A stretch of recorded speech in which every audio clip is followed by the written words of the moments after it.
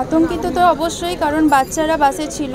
সেই দিক থেকে দেখতে গেলে আমাদের এই বিষয়টা একটু প্রোটেকশন দেওয়া দরকার, যাতে পরবর্তীকালে এরকম ঘটনা আর যাতে না ঘটে।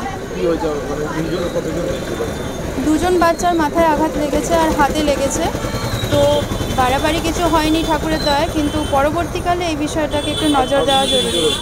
আমার হাতে লেগেছে, কাঁচ লেগেছিল সামান্য। সরি,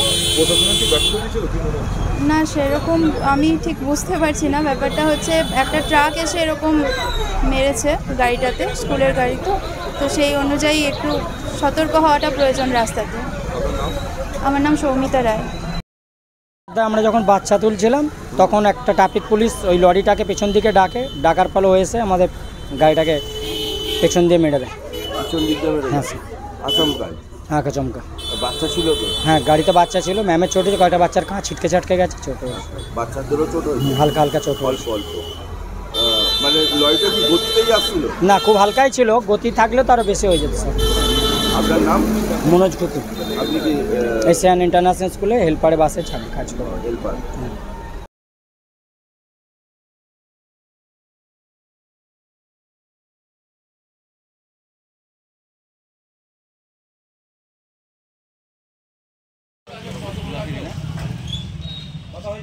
ये उमेश बोल रहे वो जो खेलने वाले जाना था ना, वो कहाँ लगा है? तुम गाड़ी कहाँ लगा है?